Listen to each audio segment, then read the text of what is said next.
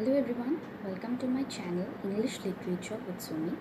So today in this video we are going to discuss about the word formation techniques in English.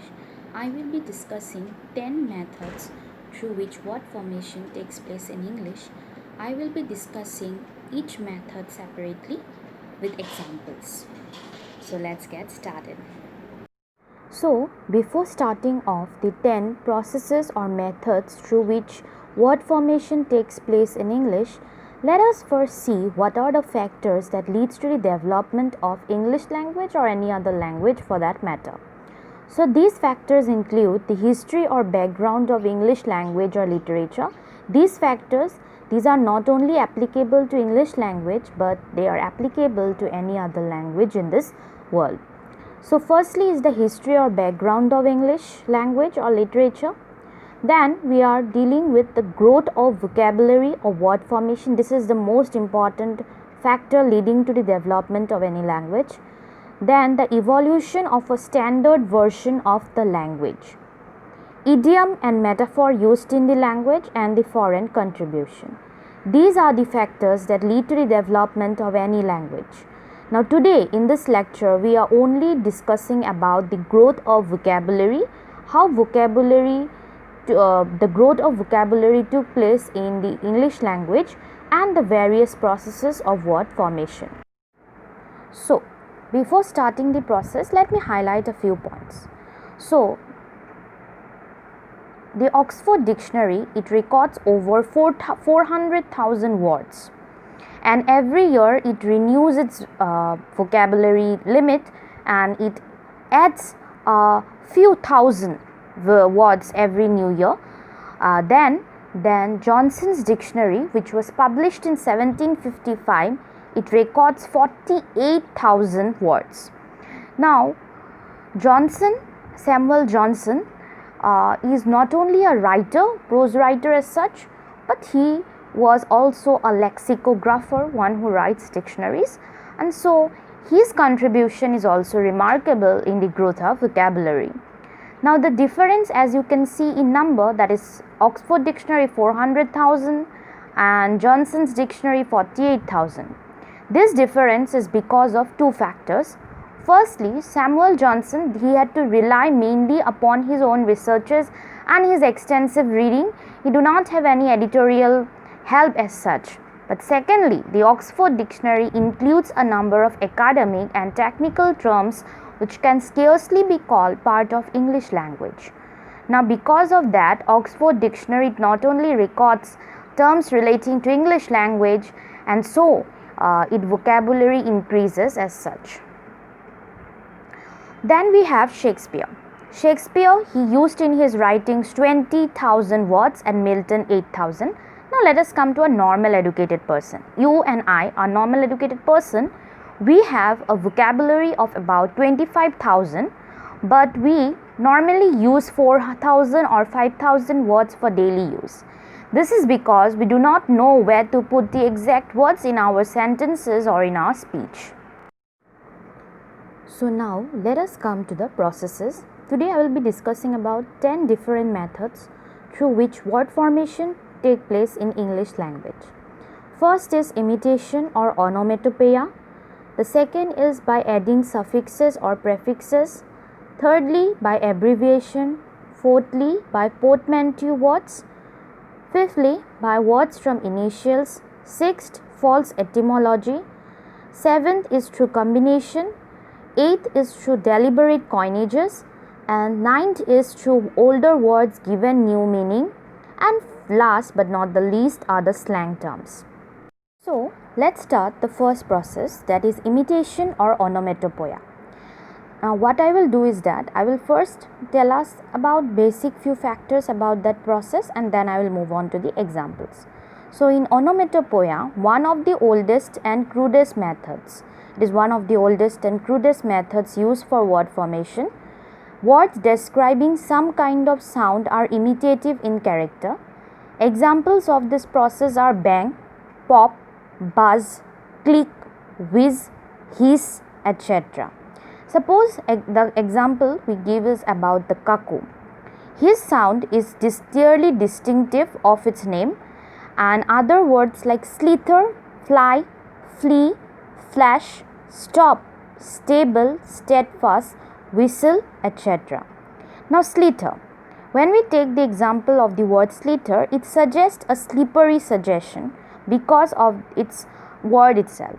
Then words having fl in it suggest hurry or quickness. Example, fly, flee, flash. Words with st in the beginning suggest stability like stop, stable, steadfast. And wh words like whistle in words suggest something which is not quiet and which produces some kind of sound. Let us come to the next process, that is by adding suffixes or prefixes. This is also a very ancient method of word formation to be found in almost every language, but the Anglo Saxons made extensive use of it.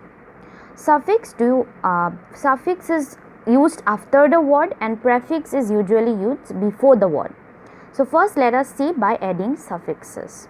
Suffixes like dom, ship, th, less and y are widely used. From dom we have kingdom, king plus dom is kingdom, free plus dom is freedom, ship is worship, fellowship, th. When we use the suffix th, we have length and strength. Then by using the suffix less, we have careless, moneyless. Then y, healthy, stuffy. Ment is by basement, that is base plus ment is basement. Government. These are the words which can be formed, and there are many other examples. I have given here only a few examples through which by adding suffixes we can form new words. Then we come to by adding prefixes. Prefixes are used before the word. MB. From MB we can have ambiguity, ambitious. From NT we can have anticlimax, antisocial. Pre we can have prepare, precaution. From post we can have postscript, postmodern. Then from X we can have exclude, exhaust. From ab we can have abnormal, absent.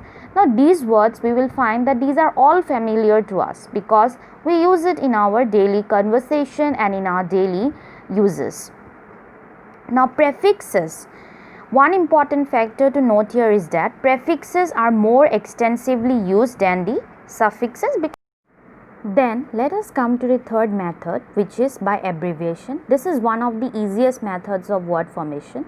So when full form ceases to be used in ordinary writing or speech, abbreviation becomes recognized as a word. So we human beings, we often have a tendency to ease our hard work and to find methods through which we can actually find the easy way to do things. So this is one of the easiest way of word formation, and the tendency to abbreviate is of course a natural and universal one, but this method or these processes of word formation, this has been opposed by purists who felt that it is a sign of degeneracy. According to them, when a word is abbreviated, it loses its uniqueness or it loses its purity as such. So let us come to the examples. Now from examination we can have exam. Nowadays we don't talk about laboratory but we call it as lab. We don't speak about omnibus anymore but it is bus. Perambulator becomes pram. Now earlier in Latin it was mobile vulgus, meaning a fickle crowd, but now it is mob. Then chapman was a dealer, but today when we speak of a chap, it's usually a boy. So that is about the abbreviation method. Then the next method is the portmanteau words. This is one of the most famous methods of word formation. Portmanteau words are formed when part of one word is combined with part of another word, carrying with it the same ideas as before. So even after combining these two words, the idea behind them doesn't lose its value. Example, tragedy and comedy becomes tragicomedy. Tragicomedy is a drama or play where we have both elements of tragedy and comedy. Then we have melody plus drama becomes melodrama. Smoke plus fog becomes smog. Navigation plus certificate is navisert. So these two words, when they are combined, they do not lose their value, and together they form a new word and a new process or a new word giving a new meaning. Now let us come to the fifth process, words manufactured from initials. This is also the same process as we discussed just before this method, that is abbreviation. So initials sometimes become more commonly used than the actual words, and as a result they are regarded as words themselves. Now what happens is that people usually don't like to speak in long words or long terms. So this method is another method of word formation through which people usually ease their hard work, and they try to find a way so that they could easily utter some words. So examples are Bachelor of Arts, it becomes BA. Nowadays we don't speak of having a Bachelor of Arts, but we usually speak of BA. Then Master of Arts becomes MA, Criminal Investigation Department, it becomes CID, Member of Parliament become MP, University Grants Commission becomes UGC. So these are only a few examples that I have given, but you can find many examples relating to words manufactured from initials. Then we come to false etymology. Now this is a mistaken view through which word formation takes place. Now certain words have attained their present forms through mistaken notions regarding etymology. Now etymology means meaning. So example, most important example is posthumous. Now posthumous, the word posthumous, earlier it meant coming after in order of time. That means after a certain time. But by mistake of etymology, because of the second part, that is humus, it was connected with death and burial. So it meant after death now. So when we say that a writer wrote this posthumously, that means a writer published this work, a writer's work is published posthumously. That means we mean that this work is published after his death. So this is how meaning changes, that is false etymology. Another example is a sailor, S-A-L-E-R, sailor. A vessel, it was earlier meant a vessel to hold salt. Gradually it changed to salt sailor, and then to salt cellar. But the reason for the change is difficult because the three terms, that is sailor, salt cellar and salt cellar, it meant the same, that is a vessel which holds salt in it. So this is the method of false etymology. Now let us come to the seventh process, which is combination. Now in combination, two words are combined to form new words. These combinations of two words, they may be between noun and noun, noun verb, noun adjective, etc. Examples are weekday, which comes from week plus day. These are both nouns. Then we have gold plus fish, that is adjective and noun. It becomes goldfish. Then we have black plus bird, again adjective plus noun, that is blackbird. It becomes blackbird. Then we have rail plus way is equal to railway. Then water plus proof becomes waterproof. So this is easiest, it is easy to understand because you can add noun and verb, verb and noun, noun and adjective to form new words. This is also widely used in our vocabulary to form new words. Then we come to deliberate coinages. Now what is deliberate coinages? So coinages means something new words form. That means new invention or discovery is made where there arises a necessity of finding a new name. Now the vocabulary in English language is enlarged by the addition of coinages. So examples. So earlier a bicycle was termed as velocipede, an airman was referred to as the aviator, and a listener or a broadcaster was earlier referred to as a listener in. So these are the deliberate coinages. Simply it means that whenever necessity arises, people usually form new words through their uses. Then the next process is older words given new meaning. Here not a new word is formed, but words they can have different meanings depending on the time they are used and the age they are used in. So this method is also extensively used in word formation technique. So here also I have clearly mentioned which word is what meaning it has earlier and what meaning it has now. Take for example literary. Literary was earlier meant anything alphabetical, but now it clearly means relating to literature. Similarly, manufacture it earlier meant make by hand. That means materials which are made by hand, but now it is completely used as opposite to handmade article, because when we talk of industrial goods we talk it about manufactured goods. Then radical it earlier meant thorough, but now it gives us meaning relating to the idea of revolution or disrespect.